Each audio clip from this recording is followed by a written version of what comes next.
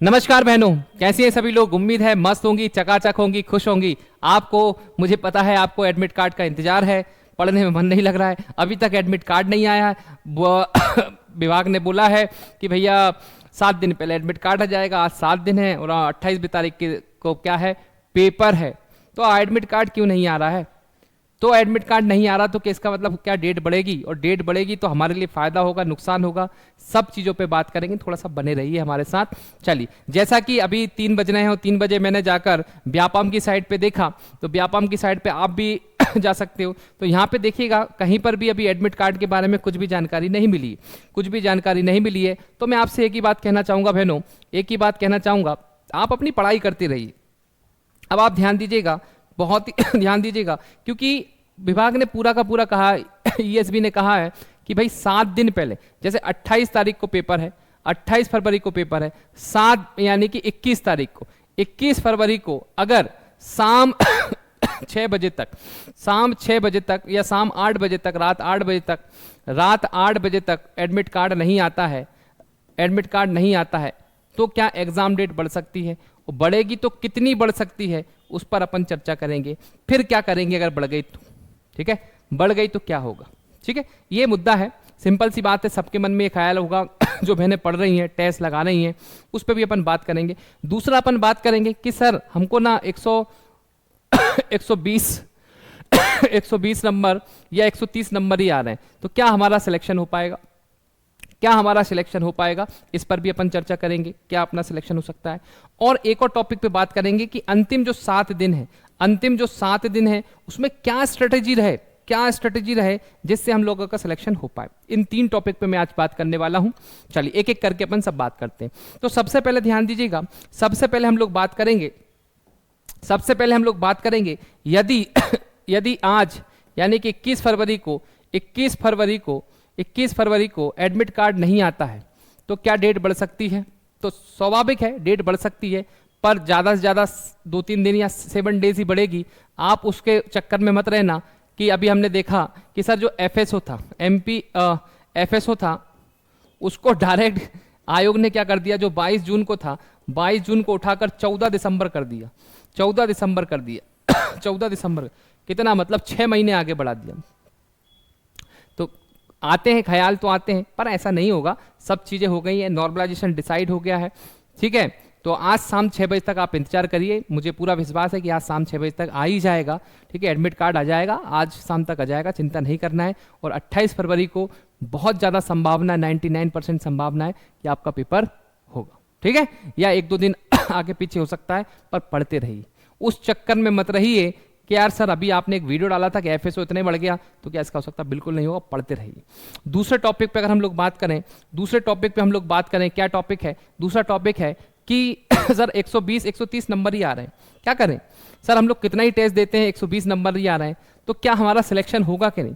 ईमानदारी से बताओ कि हमारा सिलेक्शन होगा कि नहीं होगा। तो मैंने कई बार मैंने आपको बताया कि टेस्ट अलग होता है और एग्जाम अलग होती है। टेस्ट और एग्जाम में बहुत फर्क होता है, ध्यान दीजिएगा। और परीक्षा पोर्टल का आप टेस्ट दे रहे हैं तो थोड़ा सा अच्छे लेवल का ही टेस्ट आता है, जहां पर हम लोगों ने हम खुद कह रहे हैं कि थोड़ा लेवल हमने हाई रखा है। तो आपका जो मेन एग्जाम होगा वो बहुत नॉर्मल लेवल का होगा, एवरेज लेवल का होगा, ना ज़्यादा बहुत हाई होगा, ना ज़्यादा बहुत आसान होगा। आपने अगर मेहनत कर रखी है, अगर आपने पढ़ाई कर रखी है, तो आपका जो पेपर होगा बहुत शानदार तरीके से होगा। और अगर आपको 120 नंबर आ रहे हैं तो आपके 30 से 40 नंबर आराम से बढ़ जाएंगे। 30 से 40 नंबर आपके बढ़ेंगे, 30 से 40 नंबर आपके एग्जाम में बढ़ेंगे ही, ठीक है, बढ़ेंगे ही, निश्चित तौर पे बढ़ेंगे। आप बस अपनी तैयारी को बरकरार रखिए। जो टॉपिक आपके कमजोर लग रहा है, जैसे कि भाई आप पेपर देते तो आपको समझ नहीं आता होगा ना, आप पेपर के बाद एनालिसिस क्यों नहीं करते? पेपर के बाद आपको क्या करना होगा? एनालिसिस करिए। एनालिसिस आपको करना है। एनालिसिस क्या होता है बहनों? एनालिसिस होता है कि पेपर देने के बाद आपने देखा क्या 3 घंटे में आप 200 क्वेश्चन कर पा रहे हैं, कौन से सब्जेक्ट में कम नंबर आ रहे हैं, कौन से में कम आ रहे हैं, कौन से में ज्यादा आ रहे हैं, ठीक है, कहां पर मैं अटक रही हूं, कौन सा सब्जेक्ट मेरा वीक है, ठीक है, कौन सा मेरा स्ट्रांग है, ठीक है। इस चीज पे आपको चर्चा करना है। पहले मैं कौन सा करती हूं, मैथ्स मेरे से बन रहा है कि नहीं, रीजनिंग मुझसे बन रहा है नहीं, ये सभी सवाल जो आ रहे हैं इसको एनालिसिस, सेल्फ। देखिए आप दूसरों से झूठ बोल सकते हैं पर खुद से झूठ नहीं बोल सकते। आप हमेशा दूसरा झूठ बोल सकते हैं पर खुद से कभी झूठ नहीं बोल सकते हैं, इसलिए एक बात का विशेष ध्यान दीजिएगा, आपकी कैपेसिटी के अनुसार आप वो कर रही हैं।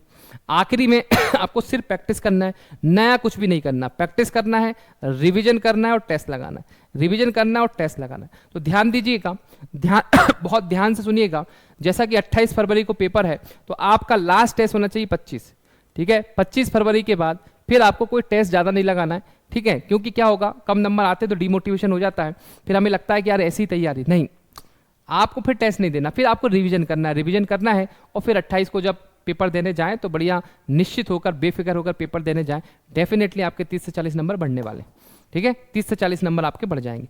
फिर एक और बात है कि आखिरी 7 दिन में, सर आखिरी 7 दिन में कौन कौन से ऐसे काम करें जो हमारे लिए बहुत इंपॉर्टेंट हो।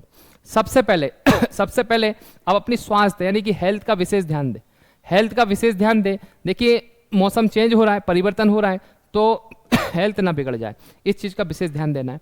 घबराना नहीं है, कॉन्फिडेंस रखना है। दूसरे नंबर पे आपको क्या करना है, कॉन्फिडेंस रखना है, कॉन्फिडेंस रखना है, घबराना नहीं। तीसरा क्या करना है, आपको रिवीजन बार बार करना है, रिवीजन रिवीजन। चौथा, जो घबराहट कब होगी, आपको लगता है कि आप भूल रहे हैं पर आप भूलोगे नहीं, मुझे पूरा विश्वास है, लगता है ऐसा पर आपको याद रहता है। आपको कोई चीज़ याद नहीं करना, 4 ऑप्शन में 4 सामने रहेंगे, उसमें से बताना ये होगा ये नहीं होगा, तो याद रखने की कोई जरूरत नहीं है। आप पर्टिकुलर ये नहीं मुझे वो डेट ना वो योजना मुझे याद ही नहीं आ रही, अरे छोड़ो उसको, गोली मारो उसे, याद आएगी, 4 ऑप्शन में से आपको याद आ जाएगी, ठीक है। तो आपको हेल्थ पे ध्यान रखना है, कॉन्फिडेंस बरकरार रखना है, रिवीजन करना है, कम से कम एटलीस्ट करो सभी सब्जेक्ट एक बार आप देख पाओ, 2 से 3 बार, 7 दिनों में 2 से 3 बार रिवीजन कर लो। मैंने अंत समय के लिए आप लोगों के संजीवनी नोट्स बनाना, फार्मूला बुक बनाना ही सिखाया था, ये सिखाया था, इसीलिए मैंने बोला था अंत में यही आप पढ़ पाओगे। इतने सारे जो नोट्स हैं, इतनी PDF, वो कहाँ से पढ़ोगे। अंत में आपको क्या करना है जो चीज़ आपको आती है उसे को और अच्छा कर लो, नई चीज़ बिल्कुल नहीं पढ़ना है, नई चीज बिल्कुल नहीं पढ़ना है, ठीक है। रिवीजन करना है आपको समय से समय से क्या कर लेना आपको, जैसे एडमिट कार्ड आ जाए तो समय से आप लोग एडमिट कार्ड निकाल लेना और सिटी देख लेना, सिटी कहाँ है, और हो सके हो सके तो जहां अगर नई सिटी आए, आपका सेंटर आए, तो उसके बारे में भी थोड़ा रिसर्च कर लेना, देख लेना कि भाई कंफर्टेबल है कि नहीं वहां जा पाओ, बस इतना याद करना है। और दूसरा क्या करना है आपको, थोड़ा सा क्या करना है, ध्यान दीजिएगा, मेडिटेशन वगैरह करना है, कंसंट्रेशन हो जाए, क्योंकि चिंता बहुत होती है, तो चिंता नहीं करना है, बिल्कुल चिंता नहीं करना है। ये कुछ टिप हैं, ये सबको पता होती है, पर एक टीचर होने के नाते मैं चाहता हूं कि मेरे स्टूडेंट को, मेरे विद्यार्थी जो है उनको बताया जाए। सबको पता है, कोई मैं नई चीज़ नहीं बता रहा हूँ। आपको लगेगा सर डेली वीडियो बताते वही तो चीज़ है, कुछ नया नहीं बताते। भैया आपके लिए हो सकता है वही चीज़ हो, पर जो पहली बार इस वीडियो को देख रहा है उसके लिए नया हो सकता है ना। हम टीचर होने के नाते हमारा फर्ज होता है हर एक विद्यार्थी के दिमाग में क्या चलना उसको पढ़ना। आज 2-3 लड़कियां या 2-3 बहनों का मेरे पास फोन आया, रो रही थी, सर बोले सर 120 ही नंबर आ रहा है, 130 ही नंबर आ रहा है, क्या करें, अब आप बताओ क्या करें। तो ये उनको मैंने समझाया कि 30-40 नंबर बढ़ते हैं, तो उनको एक तसल्ली हुई और फिर वो पढ़ने लगी। अगर इस वीडियो के माध्यम से कोई सुन ले और उसको लगे कि यार अभी 120 नंबर आ रहे हैं, 30-40 बढ़ सकते हैं, तो कॉन्फिडेंस के साथ वो पढ़ेगी और स्वाभाविक है वो कर जाएगी। तो इससे अगर कोई मुझे नीचे कमेंट में लिखे कि सर आप एक ही चीज़ बताते हो, थंबनेल पे कुछ लगाते हो, कुछ होता है, उससे कोई फर्क नहीं पड़ता यार। मुझे उन बहनों से के बारे में मैं सोचता हूँ जिन्हें जरूरत है परीक्षा पोर्टल की। आखिरी में तो साथ ही तो चाहिए, टीचर का काम होता है साथ देना, टीचर का काम होता है सही डायरेक्शन देना, पढ़ना तो आपको ही पड़ेगा ना, आप पढ़ते रहिए, ठीक है। पर देखो विश्वास रख के आपको आगे बढ़ना, 30-40 नंबर तक बढ़ते हैं और होगा सिलेक्शन। कोई नहीं कह सकता कि किसका सिलेक्शन होगा, तो जो मेहनत करेगा, जो अच्छे से कर लेगा, पूरा खेल मैनेजमेंट का है। अगर आपने एग्जाम को मैनेज कर लिया तो आपका सिलेक्शन हो जाएगा। एग्जाम को मैनेज करना है, ठीक है। तो ये 7 चीजें हैं, इनका विशेष ध्यान दीजिएगा। हेल्थ अपना रखना है, कॉन्फिडेंस रखना है, रिवीजन करना है। प्रैक्टिस के लिए आप प्रैक्टिस की जो हमारे MCQ बुक हैं वो आप प्रैक्टिस कर सकते हो। बोले सर ये कहाँ पे प्रैक्टिस कर सकते हैं, जो 1000 क्वेश्चन मैंने आप लोगों के लिए प्रोवाइड करवाए हैं वो जाके देखिएगा। आप एप्लीकेशन पे आज जाएंगे आज एप्लीकेशन पे आप लोग जाएंगे तो वहां पर आपको संजीवनी नोट्स मिलेंगे। क्या मिलेंगे, संजीवनी नोट्स आपको फ्री मिल रहे हैं। उन्हीं संजीवनी नोट्स में आपको 1000 MCQ है, जो 1000 MCQ हैं संजीवनी नोट्स वाले, वो आपको लगा लेना, ठीक है। जितनी भी AWW है यानी कि आंगनबाड़ी वर्कर हैं वो लगा लें, क्योंकि ये 1000 जो क्वेश्चन है बहुत इंपॉर्टेंट है। इसी में से राजस्थान में जब महिला पर्यवेक्षक हुआ था उनको भी बहुत फायदा मिला था। तो 1000 क्वेश्चन एक बार लगा लें, प्रैक्टिस कर लें, ये फ्री है। ये परीक्षा पोर्टल एप्लीकेशन पे जाओगे तो फ्री है, ठीक है। फ्री 1000 क्वेश्चन है, ये आपको ले लेना है। परीक्षा पोर्टल को सब्सक्राइब कर लेना है। परीक्षा पोर्टल एप्लीकेशन पे आप पहली बार आए तो इसको सब्सक्राइब कर लो। परीक्षा पोर्टल को सब्सक्राइब करो, क्योंकि यहाँ पर मैं आज शाम को 8 बजे बहुत बढ़िया क्लास लूंगा, जहाँ पर मैं विशेष आवश्यकता वाले बच्चों से संबंधित क्वेश्चन और थ्योरी करवाने वाला हूँ। डेली क्लास चल रही है, सुमित सर की क्लास चल रही है, एप्लीकेशन पे बहुत जबरदस्त कंटेंट है, उसको आप एक बार जाके देख लीजिए। ठीक है, ये सब कुछ हो रहा है, हम लोग आपके साथ हैं। मैंने पहले ही कहा था, चिंता ना करें, आज शाम तक आपको एडमिट कार्ड भी आ जाएगा, जिसको आपको बेसब्री से इंतजार है वो भी हो जाएगा, पेपर भी आपका समय से होगा। बस थोड़ा सा आपको पेशेंस रख के पढ़ाई करना है। बड़े भाई के नाते, एक टीचर के नाते, एक शिक्षक के नाते समय समय पर मैं छोटे छोटे वीडियो लेके आता हूँ, जिससे क्या हो, आप थोड़े से मोटिवेट रहें। और मुझे पता है आपको जरूरत है, कुछ बहनों को जरूरत नहीं है तो वो कुछ का कुछ बोलेंगी, पर उससे कोई फर्क नहीं पड़ता। ठीक है, तो कैसा लगा वीडियो, लाइक करके बताना, इसको उन बहनों तक शेयर करना जिनको जरूरत है। ठीक है, जिनको जरूरत है, जिनको नीड होती है, उनको समझ नहीं आता है। क्योंकि 2-3 बहनों के मेरे पास फोन आए, मैसेज आते हैं, कमेंट आते हैं, सर हमें अच्छा लगता है, आप आ जाते हैं, आप कुछ बोल देते हैं, ऐसा बोल देते हैं, हमको मोटिवेशन आ जाता है। क्योंकि नेगेटिव बोलने की तो दुनिया पड़ी है, मगर कोई अच्छा बोलता है तो अच्छा लगता है। ठीक है, यही मेरा मकसद है वीडियो बनाने का। बाकी आप बताना कमेंट में, क्योंकि पिछले वीडियो में तो बहुत गाली पड़ी, इस वीडियो में किस तरीके के मैसेज आएंगे, कमेंट आएंगे, उसी के हिसाब से मैं डेली आप लोगों के छोटे छोटे वीडियो बनाऊंगा।